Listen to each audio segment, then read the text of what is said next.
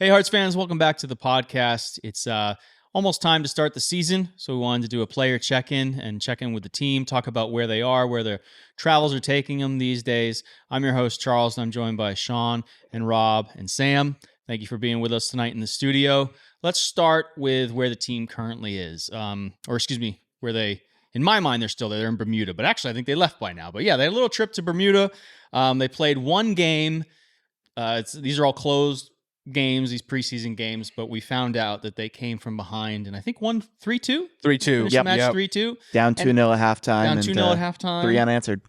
Very, very nice. I saw some JT shimmies. I think he picked up the third goal. It looked like some of our news was coming from It was parents or fans. Yeah, or it was literally just or... some dude in the stands with his phone out recording the game. And, honestly, credit to him. Someone's taken my job. Well, they mentioned JT For specifically. real. They were like, Hearts of Pine's got a shifty little player there. So. Yeah. And thanks, shout out to the Royal Gazette in Bermuda for publishing all the game details. I got them up right now with all the details over who scored, which included some trialists. It was not just Hearts players. Titus scored, but then we also got this guy who plays up in Bowdoin named Tyler Huck. Tyler Huck, yeah. I saw it was a service into the box, and header. he heads it in the first over the pile. Goal of 2026. I believe by that the was Hearts' second goal. Second goal? Yes, that was the equalizer. and a header. A header. That's what I'm saying. Header. What the hell is a header? Yeah, I don't we know don't what that is. we I didn't know you could use your head to score goals in this game after watching that the legal? Hearts last year. Yeah, Are we allowed to do that? No. He used his head. I didn't know you could do that. Anyway, no. So, and who'd they play? The Bermudan National Select Team. It was a bunch of players that play in the Bermudan Domestic League. Mm-hmm. They got together to play the Hearts of Pine. Yeah, and interesting note there, a couple guys with a semi-local connection, including one that scored on us. I forget his name, but a couple guys who played at Thomas College up in Waterville. On the Bermuda side. On the Bermuda side. Small world. So, okay, Tyler Huck scores a goal. He's a trialist. He plays in Brunswick. That's what we've been told. Do we know how many trialists are with the club right now? I love this part of the season. I believe we're who's that at, guy? what, 2 or we get 3? some pictures of them in training. And I think there were at least 3 photos that were released from this game of players that no one really knew who they were. One's Tyler Huck, who we got named later. Yep. Then there's someone here, Adam Armour. Yeah, Adam Armour. Yep. Did some research into him. He's got some MLS experience with Charlotte FC, and I believe he was last seen playing in the German 3rd division. So I think that might, of course, it's the preseason. Bobby's testing out players pretty much everywhere, but I feel like he's might be more in sort of wing back depth, sort of in response to losing Messer. So just to clarify, Huck did get the first goal in the game. Oh, he did get the first goal. So I thought, look at that. Don't doubt me, Sam. Well, anything else on Bermuda? Because I was going to skip ahead. Yeah, I mean, I think just so the scores were Huck in the 50th minute, Washington in the 62nd, and Kamara in the 75th. Yeah, I know Kamara bagged a goal. So, and then did we know the team was going to Charleston? Because my wife, one of the ladies she works with at her school, posted a picture from the airport, like on the plane to Charleston with the Hearts. So she had a picture with Ollie. And I was like, oh, and this is like well, we knew they were information. doing a South Carolina trip because I believe it was the Clemson University men's soccer team posted, hey, we're playing a friendly against the Hearts. Okay. So, I mean, I would assume they're right in the backyard there. If they're flying to Charleston, odds are they're going to play Charleston. Yeah. I would love to see them play Charleston. I know they're playing Clemson. There was another team that was not the Charleston Battery. I don't know who it was. Yeah, but I would love for them, maybe Bobby can give them a call and say, hey, what's open for you? And see if they can get something going. Because, man, to fly all the way down there to South Carolina and play a college team and another team that escapes me at this point in time and not get a chance to go up against the Charleston Battery, that's something worth poking at. Is Messer allowed to play? No. He cannot play. He's on the bench. That's too funny. It is interesting that they came off a trip and then went right back on a trip, down there. That's why I was surprised. They did this last year, though, too. Didn't they come back from Union and then go right to Florida? Maybe they're training for that because Yeah. they know how our season is, right? It's like, Yeah. obviously I'm kidding, but maybe, hey, getting on a plane, getting off plane. Right, No, back on first another week plane. we talked about it with Ollie, right? Yeah. That he's first game. We're going to be at Patterson, New Jersey, playing the Cosmos, right? And that's on a Saturday. Then that very next Tuesday, we're in Burlington, Vermont. And then we're putting the boys on a plane and shipping them west for a game on, it's either Saturday or Sunday. Yeah. We're Very playing similar against to, AV Alta. So, yeah, Right. they better get used to traveling. Very similar to year one in that regard. In that, we had what? It was Filans, followed by Naples, We had Spokane in there Spokane too in there. pretty quickly. followed by after that. Hartford, Yeah. then Spokane. Yeah. It was just a lot of travel before that first league game at Fitzpatrick Stadium in May. But going back to this this friendly schedule we've been having, we know they also played apparently a scrimmage against Revs 2, it sounds like. I don't know if it's fully confirmed yet. Yeah, it's but- confirmed. Yeah. Yeah, they so did. they squeezed that in this week too somehow. That was last year as well. Yeah, that was just a scrimmage, like a short field, not even like the Yeah, full, not playing even in a the, full game. not even the full So they 90. practiced. Just Yeah, I think literally they were just doing like a it in the, scrimmage, basically. It yeah. just They were Just doing getting it some in work the Revs field house up there in Foxborough. Right. And Shirts that versus actually skins type thing. more or less. It wasn't Yeah. anything huge. It was just like, all right, let's get some work in. it's funny because how we found out about that was people ringing the alarm bells, sort of probably getting PTSD from Messer getting bought. JT You stop posting- bringing it up, please. You brought that up like twice so far. It hurts every time. All right? Look, dude, it's not my fault. Let it's it USL go. 1. If I can let it go, you're just doing this to hurt God. me. He's like, the dagger just keeps going deeper and deeper and deeper. Gosh. Not my fault you got your hopes up, Charles Charles. goes to bed at night and just all he can dream of is Nathan Messer in a Charleston battery kit. That's all that haunts his memories. Well, anyways, it's partly due to Sit that up. that people Sit up in that. Yeah. God. Yeah. It's For partly your wife. due to Make that. sure you don't slouch. It's partly due to that, though, that people were ringing the alarm bells and be like, "Oh my God, they might be buying JT because he was spotted with a fellow Sierra Leonean of his outside the right outside the bus." Yeah. And he was still wearing a club jacket, and it's like, people pump the brakes. Look, I get it. We're in preseason. The window's open, but look, and until it's confirmed, just take a chill pill, please. Yeah, no, it's I It's can hard. cer- I totally get it. I can certainly understand. Maybe the hackles get up a little early, right? But then, all right, you find out that they just scrimmaged the Revs too. Oh, okay. He's taking a player with his fellow countrymen. Oh, okay. And all of a sudden, everything, the hairs on the back of the neck start laying back down again. Heart starts coming back into perfect rhythm again. And you're like, oh, okay, never mind. I'm good. I'm good. Exactly. It'd be a hell of a blow to lose JT right now, though. I would be to be scared. fair. Yeah. To be fair. It's- Yeah. All right, so we're going to Cosmos, start of the season. Sounds like we have quite the group. I was just asking Sean ahead of the podcast, what the number was, and it's impressive. Yeah, it certainly is. And, just today, someone was trying to go into the Discord on the away days and looking to pick up one of the last 19 remaining tickets that used to be in Section 23.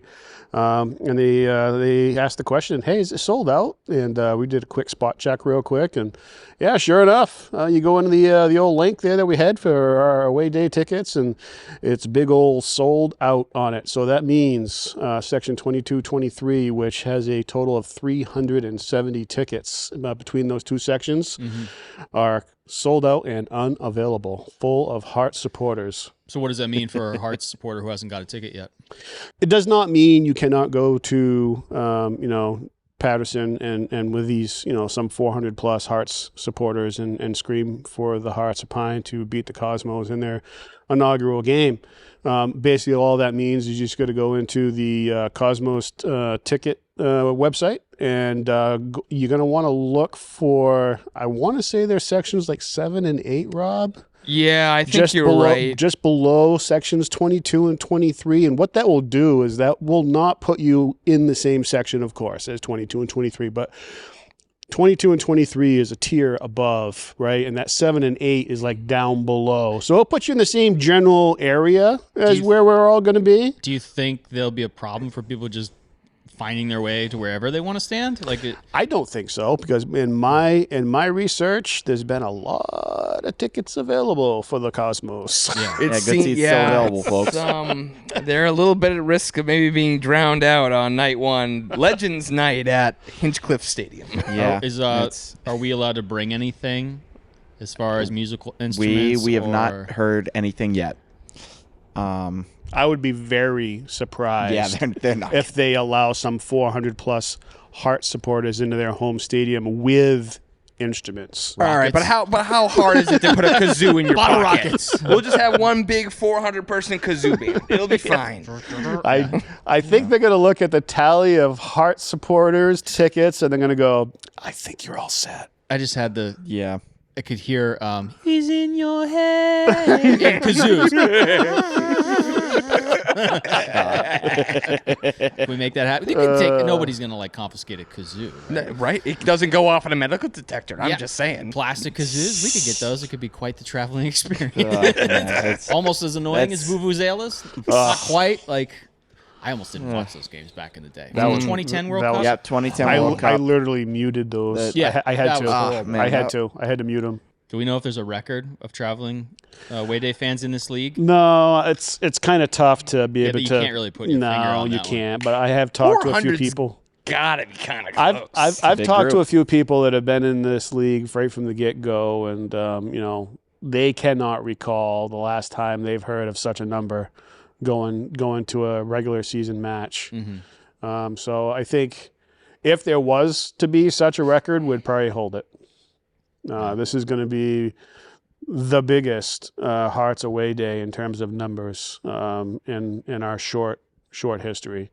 And dare I say it, probably the largest away day support you're probably going to have for this entire year, just because of the amount of buildup that we had for this particular away day, right? We had months for this particular away day to build up and go to this one. And, we got the whole schedule in front of us, but in terms of getting the ticket links and getting people organized and purchasing and all that sort of stuff, you don't have the same Not time. a lottery like Vermont. You don't right. We You gotta don't go have stand on the hill. you don't have the same time frame like that you had for the very first away day, like we had for the Cosmos. So this is probably going to be it in terms of size. This amount of people all traveling together. It's going to be a great game. There's going to be a lot of eyes on that game. Yeah, I think so. I mean, Because the thing is that, yes, this is the Cosmos, but this is Cosmos 3.0. I mean, obviously you have Cosmos 1.0, who had Pelé and all those other, big spenders, and they kind of drove NASL 1.0 into the ground. Then you have Cosmos. I don't know if this is a continuation of Cosmos 2.0, but even then, I mean, this is... What I heard is, officially speaking in a corporate sense, there's an unbroken lineage to the original Cosmos in terms of corporate ownership. Is that because of the one player that they've got there? No, that's because they constantly sold merch since they launched It's a merch- to this You can team. only It's the sell- merch. It's the merch lineage. Yeah, That's only gonna fly selling in Pele corporate. shirts for 50-something years. Yeah, way to go, Cosmos. I think it's interesting because you've got this sort of clash of, Hearts have been the hottest brand in American soccer for the past year, and you're going up against, the people who have been selling merch since the 70s. The OG American soccer brand. Yes. So it's a little bit of a battle, old versus new, but also new versus old in a way. It's a weird matchup. I'm kind of excited. Is it just me, but is in the USL One Discord a lot of Cosmos v Hearts talk? It's been this past week there's been several fights that have gone on. I know I've opened Discord to 200 plus messages in the USL Really? Discord group. All directed at you. Yeah, of course. Yeah, I'm a big Yeah. shit talker. But no, it's it's all Hearts fans and Cosmo fans That's what it feels like. just going at it constantly over everything. Mm-hmm. Really Yeah. don't want to lose this match. It's No, I think we kind of have to win at this point because we've been talking Talking so much pretty shit. big game. yeah, it's just a lot of because everyone's sort of all the Cosmos fans are getting a little braggadocious about we have so much history and we don't care about USL League One. We want it NYCFC. We want it New York Red Bulls. Because that's their traditional rival is an MLS team. It's not even a USL One team. It's because which is a wild story in itself. Because they've all been and like, oh, we don't care about Westchester, we don't care about Portland, and it's sometimes they gotta get a bit of a reality check. Little big for their britches, perhaps. Yeah, way too big for their britches. But they feel that way about us. Yeah, exactly. Yes, that's true. I think there's a lot going into this match. And It's a great first match, though, isn't it? Yeah, really. And quite honest, it's good for the league. I think extremely good for the league. Just to see these people caring about third division U.S. soccer, world, take notice. And I mean, the Cosmos aren't signing nobodies either. Like they got a pretty good list of players they're bringing in right now. Exactly. So it'll be an interesting game, I think, on the field. Yep. Mind you, they've never played competitively before together. So think about how long it took us to spin up. Well, I know where they are right now. I mean, I know we're not that level where we're paying that much attention to other teams' preseasons. I want to say they went to Florida, I think. Florida? Yeah, I think you're right. Yeah, but like, I don't know. I think it'll be interesting. Of course, they've got some decent players signed over the offseason, but the thing about the USL One early season matches, we saw it with Hearts. It's a crapshoot. Well, I don't think you can put anything into early season matches. No, it's like you just want to win it. Everybody wants to win. Everyone wants to win early. But no, you're right. The one thing that I've noticed with the Cosmos, with the Capelli kit sponsorship, and then a lot of Italian heritage names coming into the Cosmos. There's gonna be a lot of pinch fingers in that first match there with the Hearts. Is their head coach Italian? Yeah, he is, right? Corti. Very, very much like an Italian flavor to Sometimes the it may be good, sometimes it may be shit. You ever see that interview with Gattuso? God, that I is love the that best. interview. Short of Jurgen Klopp post-game interviews, I don't know. There's so many. One. There's so many good. Come on, you're not going to deny me. Mick McCarthy can't get any worse. It can. Sometimes it may be shit. I don't know. So we'll see. That's what I want to see out of We'll Cosmos. see. Are the Cosmos going to be very Italian in their play style? Very defensive. Oh God, I hope not. And then we're going to have to break them down, and they're going to try to get their goals on the break or set pieces. Stop talking, Sean. We'll Please, see. please. We'll see. We can only have one Richmond in this league. We can only have one. But they don't have the heritage of playing that way. So. Oh yeah. But I love it. I believe Don and myself are scheduled to be on a crossover podcast with the Cosmos contingent. I think it's Cosmos Country, I think is what the name of their podcast is. And I think we're recording March 2nd, I think, is when we're recording. Remotely over the interwebs? Yeah. We're not going to be in a studio such as this or anything like that. Invite them up here. Yeah.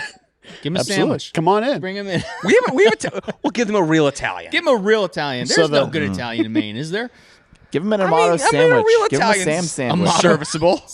I like. Hey, they call it the real Italian for a reason. If you got $7 in your pocket, a real Italian's real good. That's all I gotta say. But that You're getting some hate mail. We're going off the rails. But- I really enjoy it, though. I do. I'm not gonna lie. but nonetheless, the podcast that we'll be doing, everyone should be able to see that the week of the match. Cool. Speaking of dates, it was just Valentine's Day. We're recording this on the 15th. What'd you guys think of some of the Hearts media that went on Valentine's Day? I mean, it's really good. They put out a video. Last year we had the Bandit kit, which was the Bandit kit reveal on Valentine's Day. No, it was a couple days before, but they timed it around. Yes. Obviously, with the transition. Yeah, it was around Valentine's Day. I love our marketing. We talk about it a lot. I mean, the league loves to talk about it and all that. But I liked what they did this year, but it felt a little more reserved. It was a nice video, but it wasn't any crazy announcement. It wasn't a big hoopla, and I kind of liked that because it just made me feel like, you know what? It's about the footy. I think it's about the footy, but then also I think that the Valentine's Day Bandit tradition is also kind of its own thing. That is something that is older than the Hearts. I don't think the Hearts aren't trying to claim ownership over the tradition. They're not trying to completely agreed. it. Right, I am right. No, and I'm agreeing with you. I think they did a good job saying this is its own thing. We're going to highlight the stories behind it. We're going to highlight how the city does it. but there was no like Hearts branding. It's not about us. It's bigger than us. Yeah. Right, exactly. Because I know there was a lot of, especially around the release of the Bandit kit, I know there was a bit of, I wouldn't say backlash, but Was there really? I don't remember any of that. well, yeah, there was a bit of a concern that people like, oh, the Hearts are gonna take this over, when in reality they were I just see sort what of you're saying. leaning into it to release the Bandit shirt, and also while we're mentioning it, as a part of their Valentine's Day thing, is that they're kind of putting the Bandit shirt on clearance now because it's last year's shirt. I love the Bandit kit. I can't wait for the Bandit kit 2.0. I feel like it will come back. Yeah, As much as even though arguably the Lighthouse kit kind of is that, but if the Hearts had been maybe white in the red stripes, That's interesting. that would have been a Bandit 2.0. Yeah, They're yeah, so yeah. subdued. They're so light. Yeah, This You is really its own gotta thing. you really gotta look You're hard. never gonna see. I liked you know what I mean? I did like the nod, and I do think the kit you're describing, Charles. I mean, that would take a lot of work to get right, but I think the club, give them a couple years. Oh no, it's not a criticism. I'm just, in fact, it's probably a good thing because then you can come back to it. Yeah. At some point, we Yeah. already have enough kits. But hey, people love to complain about everything. So Yeah. let's see. We talked about trialists a little bit though, but we've got some new players. Do you think we're trying to actively fill Messer's position at this point in left back? With a wing back, or you think we'll try to find somebody who's not necessarily flying down the wing because we maybe have Jaden Jones. Maybe it sounds like he's going to do that. Well, based on what we saw from him early last year, he certainly played that way on the right side. So do we need a wing back on the left that's going to do what Messer did? Yeah, I think head coach Bobby Murphy is certainly looking to fill that left back spot that was left vacant by Nathan Messer. And we talk about Zion Scarlett as probably being the guy that is probably going to backfill Nathan Messer's spot today. But however, they've got a college player and a professional player that was previously spoken about that is a left back.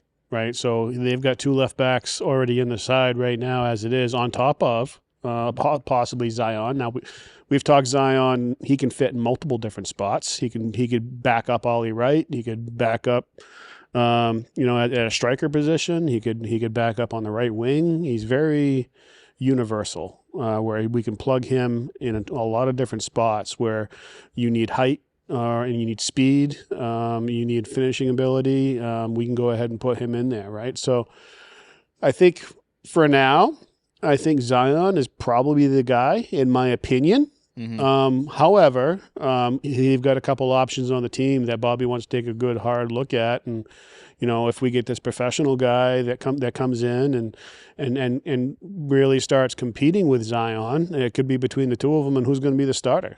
So to answer your question, yes, I do believe Bobby Murphy is looking to backfill the vacancy. Well, Zion was signed before. Yeah, Messer left. with probably really good knowledge that Nathan was probably on the way out. Yeah. It was just a matter of dotting the I's and crossing the T's, right? So Bobby makes those moves. He probably knew what was coming down the tracks, and he already made plans to backfill that position, knowing that there's a very high percentage chance that he was probably on the way out. Right, that was information that he had, of course, well before anybody else. Right, and he made the appropriate moves to cover that. But yeah, I think we are going to have a second left back, a depth, if you will, and it's probably going to be between those two. Tell me again about Esteban Espinosa, because I just like saying his name. Yeah, it's a fun one. It's a good one. It is such a good soccer name. Yeah, so basically he's basically going to be, in my opinion, going to be back up to Mbake Faye. Which is, in my opinion, going to be our starting right center back. Yep. And I think he's going to back him up. He can also back up Mikey Lopez in that CDM spot. So hopefully we never see Mikey right back again. I right? never, ever want to see Mikey Lopez on the outside back ever again. Not because we don't think you can play it, Mikey, but He is a better serviced elsewhere. He is of the age and of the experience that all of his energy needs to be in the center of the park, right in front of those center backs, keeping them clean and doing what he does, making those tackles that I love so much. That's what he needs to be doing. Yeah. And he needs to be commanding the field of when we're going to go forward and when we're dropping back and all that fun stuff that you do as a number 6 and as a captain of this team. That's what he needs to be doing. But I think it's good we have Espinoza that can potentially fill in for Mikey because I mean the reality is he's getting a little older. Yep. And we have not signed. I think midfielders is really where we need to sign a few more names. And Who would have thought that would be the case? Yeah, right. After last year, every single person we signed seemed to be a midfielder. But yeah, like I think we do need, especially defensive-minded midfielders, is where we're really lacking. So having a player that can kind of work in that sort of position, I think benefits us. I'd like someone with a little bit more experience, maybe like someone whose primary position is a defensive midfielder still. But I think this just adds to kind of the flexibility for the roster. And one of those last spots that Espinoza can fill in for is also outside back, right? So so basically backup right center back, backup number 6, and he can kick out on some of the outside backs if you kind of get in trouble. Espinoza can get out there and help you out, much like we saw Mikey do last year. Yeah. Do you feel like in USL 1, having more well-rounded players is more important because you may not have access to such a specialized role? Absolutely. Well, I think we saw that last season towards the end. Like, I think around August time frame, was that when we started to see a couple injuries that really popped up? And I feel like we didn't have a lot of flexibility with our roster because it seemed like everyone was specialized to one, maybe a second position. Right. That was the max that could kind of fill in. Like a Mikey Lopez. And we saw some weird stuff, like Mikey playing right back, or there was that time Sean Vinberg played left back, like things like that. I mean, he scored a goal that match, so I can't really complain about it. Not on the left side. Celebration ever. He was on the right side. Right side. I'm sorry. Yes, he was on the right side. Yeah. Again, Varela up in front of him. You're right. No, you're right. That's right. But yeah, no. So like, we saw weird things like that with players that wouldn't traditionally play those positions, and in the Vinberg situation, it worked out. But like with Mikey, maybe he was a little slower than he should have been in that position, just because he wasn't used to it. But I think by signing guys with flexibility, we allow ourselves to kind of take the pressure off when we're in an injury situation, and it just adds to overall flexibility. It takes a lot of pressure out. I wish I had stats on the injuries, the percentages of like how many teams are hitting their starting 11, what percentage of the season, their preferred starters, as opposed to, because I have no idea how it compares with other leagues. Yeah, USL front office. It'd be great if we could have injury statistics for all the players in the league. And let's see. Also, disclosing transfer fees, disclosing release clauses, literally all the financial stuff. I know you're pretty hush about that. Please, the fans want to see it. It's not going to cut it in your new Premier Division, USL. That's correct. Paul Scholes, if you're listening, thank you ahead of time. Goals. Please put it on your list. Sam demands it. We re-signed Momo officially. Yeah. Yeah, it's he did real well back half of last season. Like, it really kind of came into his own. Yep. Yeah, sort of a, I wouldn't say emergency signing, but definitely a mid-season addition brought in to sort of offset, because it was like right after Jaden Jones-Riley went down with his injury that took him out for the rest of the year. And he did a fantastic job. Well deserved. Well deserved. I feel like Bobby really likes Mohamed. Like, absolutely. Really, like, big time. And he never made it into the midfield, did he? Well, he played up a lot. Yeah. Like, he would take big runs forward. Maybe that's what I'm thinking. And I remember seeing him pretty far forward on the pitch. Yeah. Well, and it gave him it was his second or third game with us that JT feeds him a ball, and it was the Detroit game where they feeds him a ball, sort of making that underlapping run, and he finds the back of the net. And I think that was his first home match at Fitzy. Yeah, he was up the pitch quite a bit, playing that true wing back role, right? And but he never actually played in the midfield. No. He was usually, like Sam was saying, making those underlapping runs and stuff like that. But bringing Mo back, and like when we first signed him last year, and head coach Bobby Murphy made the comment of kid's quick and he's got 2 good feet, and definitely a higher ceiling than we could certainly use him Absolutely. As an outside back. And I think once he brought him in after scouting the player, and it came from the same college that Titus came from, so I'm sure there's a conversation in one way, shape, or form with Titus. And I believe they were roommates here in Portland. Yeah, so it was interest enough to bring him out here and sign him, right? And then they get a chance to watch him through all last year, more or less. And Bobby saw in Mo something that he really, really liked and wanted to bring back for a second season. And he gets to come back and do another professional season here of the Hearts of Pine. And more, realistically, he's probably going to be a backup to Jaden Jones-Riley. But it's a bit of a security blanket when you have already seen that backup in Mo Mohammed, do what he did last year for the Hearts. And rest assured, if anything does happen with JJR, or even if he just needs a rest, we're in one of these, we get in one of these deals with a schedule where we're just stacking up games left and right, and you just want to give the guy a rest. He's been running up and down the wing, and you just say, you know what, Mo's got this one. You're all set. Why don't you just sit on the bench? We'll bring you in if we need you, but I'm gonna try not to use you tonight. And you've got that security blanket in Mo Mohammed that he's going to give you a solid 90 minutes. It's a real good thing for head coach Bobby Murphy to see a player like that sitting on his bench that he knows he has zero hesitation to go to. A lot of people are excited about Lagos Kunga, so that's strengthening the forward line. Another player, though, with a ACL injury, correct? Yep, coming back from it.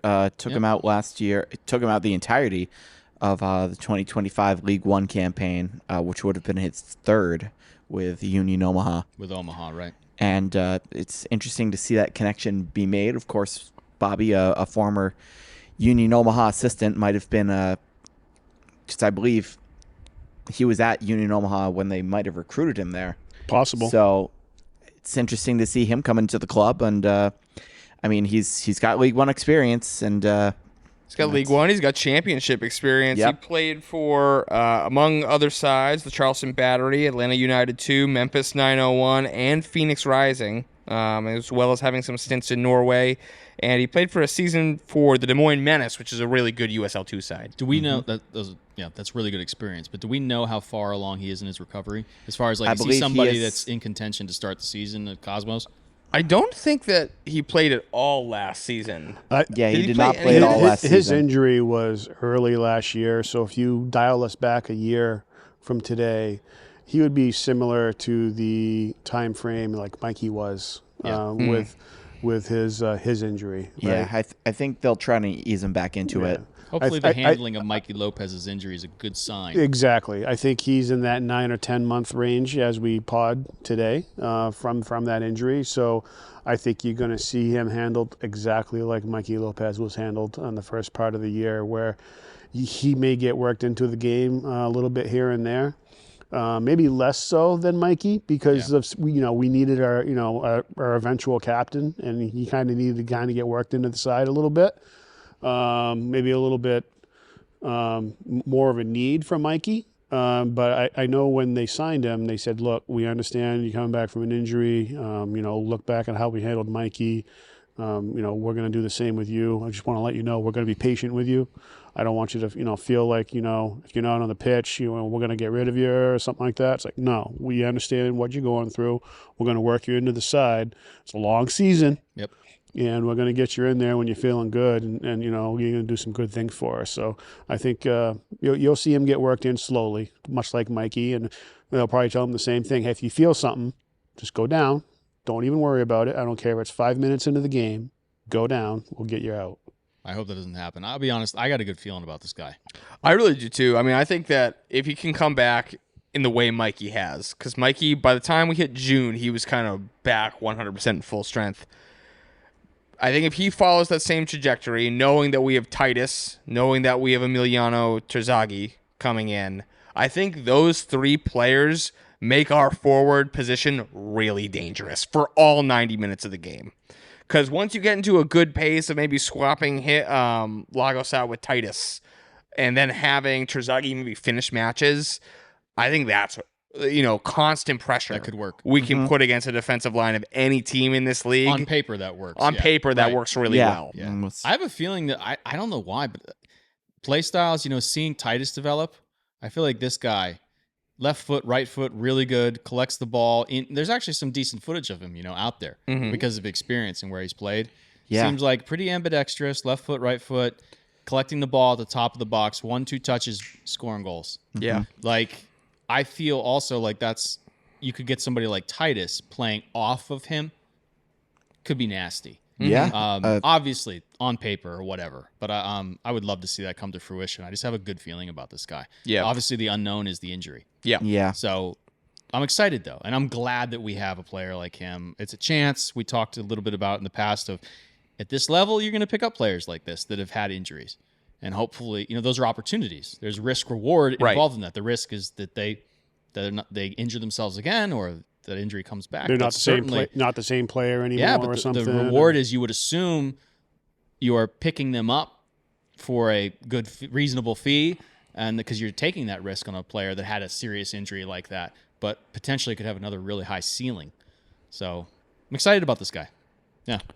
Yeah, I completely agree with you, Charles, in that I know we should take the highlights with a grain of salt. Of course, Ollie has told us, nobody puts together videos. Anybody can look good on highlights. But what I liked in the highlight footage of Lagos Kunga, to see him sort of make a run and then finish on the outside of the foot is, I love it. I hope we see that. He looks like a finisher a bunch of times, this year. Once again, he gets worked back into the side, and we talk about that like that we could use a goal scorer after yeah. season 1. Titus is great. I think Titus. We haven't seen the player that Titus will become. We saw a vision or saw little clips of that, and I'm all about seeing Titus like complete or take the next step in his journey as a Hearts player. I think there's a hell of a player there. I really like him. That's exactly it. You're hitting on it, Charles. Is this could be a really big year for Titus. Yeah, it could be. And can you imagine if this is the year that Titus blows up? Like he's mentioned it before, different teams that he's gone in through, back college days and, different clubs that he's gone to and stuff like that, that usually it takes him like a year to kind of get acclimated and understand what they want from him and playing against certain teams. And then that second year, he feels comfortable and he usually starts putting up some big numbers. And wouldn't that be nice to see Titus put in about I think that's coming too. About 10 or 12 goals, 14 goals this year. Well, we saw that'd be fun. We saw it kind of in the latter half of this first year. You saw the Titus sort of have a breakthrough once he got that. What I believe it was the goal away at RAFC, and that was about halfway through the season. That latter half of the season, he started to pick up a bit of steam. If you read the tea leaves with Titus, you can. It's right there, and it makes sense with what Bobby's told us, where he's like Titus is really hard on himself. And you could hear the storyline that Bobby was writing is like telling him, you're good enough to be here. You can do this. And you look at all that and you look at the way he played at the beginning of the season. I wouldn't call him unsure of himself, but certainly those types of characteristics where towards the end of the season, much more confident. Oh, yeah. Started to see absolutely. flicks with Ollie, a little one touch. Back heel, whatever it was, and it came off, and it showed great creativity. And it's like this guy's got confidence now. He has the capability, and if he's going to take off. No, there's going to be. I think it's either this season or next season for him. Yeah, he's going to explode as a goal scorer. I hope it's this season. He's got all the tools. Yeah, he does. Really he does, and way more support this season in terms of what's around him. Because I think one issue last year, maybe with him, was we were all starting as a new team. We were all learning how to play with one another through the first few months. It wasn't until everyone got comfortable in June that things really started to work out, but we don't have that this season as bad. Like we have some new players, sure. Yeah. But Titus has played this system now for a year. He's got guys around him, enough of them that have played the system for a year. He's going to be the senior guy knowing what to do, teaching new players how to play the system. And I think that's going to be moving into that teaching role might really help him expand his game. And another thing that Titus has this year, with a year under his belt now, and he's learned from Liati, he's learned from Keegan. And now you're bringing in the all-time goal scorer leader in all of USL League One. Terzaghi. And Terzaghi coming in, and he's gonna teach Titus what he knows, and he's gonna have a whole different perspective on what works as a striker position, coming from a guy that has got all the stats and all the trophies and stuff like that. Still missing that big championship trophy, which is why he's here with the Hearts. Yeah. But he's got all the player accolades that you can shake a stick at, and he can be like, Titus, this is what worked for me. And, that is just another layer of teaching Titus that striker position, and another layer of basically flushing himself out as a striker in this league.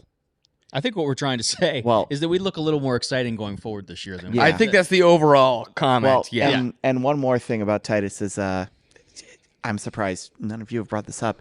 Can you imagine if Titus goes on a run, the type of content that the folks over at Titus FC will be putting out? Oh yeah, it will be a Good for his generational confidence. run I'm glad on he has both that. fronts. I'm glad he has that. I think more than most players, and who knows, but support is going to do him a world of good. It already has. Oh, I think he's the type absolutely. of player With where Titus you FC. can get behind him and say, "Sorry, man. Just we know you can do this. We know you got this. Just go put the ball in the back of the net." You know what I mean? Exactly. So I think it's a really good fit. I'm really glad that he's here again. But another player, I'm not going to try to say his whole name. I think you got it down, Sean. But what's he go by? He goes by Tino. Right? Yeah, his nickname is Tino's. But basically, so if you're out there on the pitch, you're not going to yell out his entire name. And when I say it here in just a few seconds, you'll understand why. But yeah, when they're hollering for him out on the pitch, try to get his attention. They're going to be hollering Tino. That's what they're going to be hollering. Uh-huh. But so it's Konstantinos Georgialides. Georgialides, yes. Georgialides. Yep. So good. he's basically a college player that is coming into the side. And Bobby basically, I kind of took a quote out of the basically the write up in the roster for the Hearts of Pine. And Bobby says, we think Tino has a really bright future. He's clever, intelligent player. He combines good technical ability with high soccer IQ for someone his age. So when you see those type of comments about a player that's going to be playing primarily in the midfield, you start getting 10 vibes for this particular player. So if he is like a backup for Masashi, I was just going to say, you're going to say a backup for Water, right? yeah. So that would be kind of where I would probably pencil him in. But they'll probably utilize him if need be out on the wings or back up for Masashi is where I see this player coming in off the bench, of course. Yep. Yeah, it's a good one to have. I think it's good. I mean, he does have a little bit of international experience. He played for the Cypriot U19 team, and he seems to have had a pretty good college career. He played for UCLA. He played for the University of Louisville. He played for one more team I'm blanking on, but he did win a conference championship. Yes, he won the Big Ten at UCLA, and to see him dominate in a Power 5 conference like that gives me at least a little extra confidence that he can go out and maybe translate it to the pro game. Yeah, no, I think time will tell with this particular player, like all college players, right? But absolutely. I think he's got the bones of a pretty good player, and which is why kind of drew the eye of head coach Bobby Murphy and why he's playing with the Hearts. And we'll keep an eye out for him and wish him the best, and hope he can make a good first year for himself and for the Hearts of Pine. We've had some pretty good college players get recruited by Bobby from last season, so I'm kind of excited to see him. I mean, obviously, it's kind of hard to know what a college player is bringing in beforehand because statistics and film just doesn't really exist for the player. Right. Well, yeah, that in college soccer it's pretty wild. Yeah, it can really depend on where you play. And, and also in the fact that fundamentally it is kind of a different game in that, of course the clock runs down and you've got a whole bunch of other stuff that differentiates itself from the pro game. I think what we're getting at is he's a good, this is a good guy to bring in. Absolutely. I think he's got a good chance of doing really well. Yeah. Yep. Yeah. So it pretty much sums up where we are. talk about outgoing players. I don't know if we'll do that today. We might be short on time. But so we think we may have 2 more signings left for the start of the season, which is right here around the corner. Guys, how you feeling, Rob, about the shape we're in right now? Going into season 2, we've lost some. I don't think we're going to lose anybody else at this point. So, hopefully I'm not wrong. We talked a little bit about people thinking, maybe JT could be gone after what we went through with Messer, but it's probably not going to happen. That's not what we're worried about. Where do you think if we started the season right now, arguably too short, how are you feeling about things? Yeah, I think I feel okay. There's some glaring gaps for me that I'm a little concerned about. But overall, let's go line by line. Goalkeeper, obviously, we don't need to talk about because we brought back Cash and Hunter. Brought them both back. Yep, so we're good there. Defensive line, I feel really good. I think we made some really big improvements over last season in terms of who we brought in. I wouldn't hate it if we got maybe one more outside back just to serve as just a backup, kind of a trainee, kind of like how Mo was last year. Have someone come in and just kind of I'm guessing you're probably thinking on the left side. Yeah. So just have one more come in just to kind of, get some pro experience, see maybe we get a great guy to develop. Maybe we don't. Doesn't matter. But having one more. Another body at least. Another body on the roster. Yeah. Going up then the midfield, this is where I'm a little concerned. We haven't replaced Patty Langlois yet in terms of getting a defensive midfielder on the roster. And I think we need one just because when you have that tactical swap around the 80th minute, going from, generally the Hearts play a counter offensive side, but we are attacking as much as we can up through the 75th, 80th minute. And if we're ahead at that point, then we kind of put the brakes on and we go full defensive. That's when Patty would come on the field last season and help us make sure the ball stopped before it got to our back line. I'm more confident in our back line this season than I was last year. I agree. But I still want a defensive-minded midfielder to be ready to come on the field in that moment. Now, I'm sure Bobby probably knows this, and we know there are a couple signings that have not been announced yet. So hopefully one of them is a defensive-minded midfielder. But I think getting him on, or on the roster would be great. And then maybe one more, just a backup center midfielder. Just to have around. Maybe just one more is my You're thought. happy with our front line. Yeah, I know. Again, same thing as the back line. We have really experienced guys in terms of Lagos and Emiliano Terzaghi.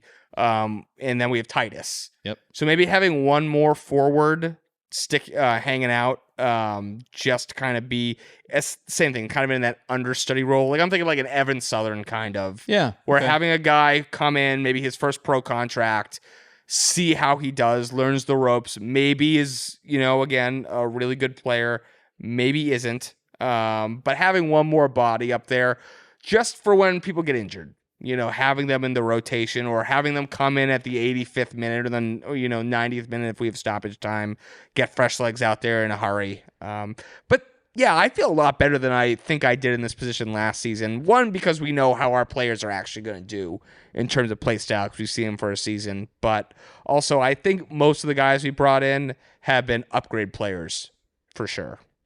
Okay. Sean, do you feel the same way? Oh, boy. Please tell Rob he's wrong. I feel similar. Okay.